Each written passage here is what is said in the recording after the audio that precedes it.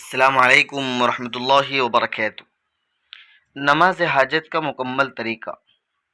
نماز حاجت کیا ہے؟ یہ اللہ سے اپنا ہر ضرورت پوری کرنے کی نماز ہے۔ اللہ سے ہمارا ہر سوال پوری کرنے کی یہ نماز ہے۔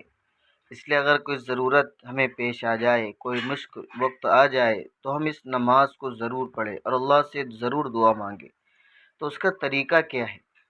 نماز حاجت کا طریقہ پیارے آقا جناب محمد رسول اللہ صلی اللہ علیہ وسلم نے ہمیں بتلایا ہے۔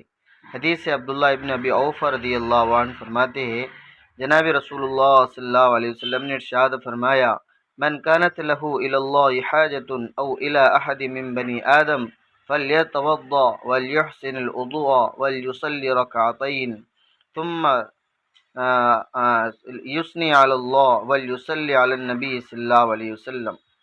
ترجمہ: جس شخص کی کوئی حاجت ہو، اللہ تعالیٰ اس کے ساتھ وابستہ ہو یا کسی انسان کے ساتھ، تو اس کو چاہیے کہ وہ وضو کرے۔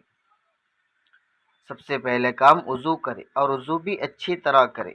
پھر دوسرا کام ہے 2 رکعت نماز پڑھے۔ پھر تیسرا کام ہے اللہ تعالیٰ کی خوب حمد و ثنا کرے، اللہ تعالیٰ کی خوب تعریف کرے۔ پھر چوتھا کام ہے نبی کریم صلی اللہ علیہ وسلم پر درود شریف پڑھے۔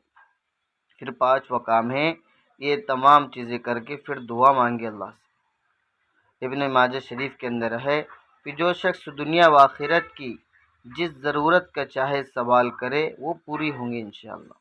تو اس طریقے سے ہم نماز حاجت پڑھے، اللہ سے دعا مانگے تو اللہ رب العزت انسان کی ہر حاجت، ہر چاہت کو پوری کرے گی۔ تو یہ ہے نماز حاجت کا مکمل طریقہ۔ اس وجہ سے ہم ضرور کریں، اللہ آسانی فرمائے۔ والسلام علیکم۔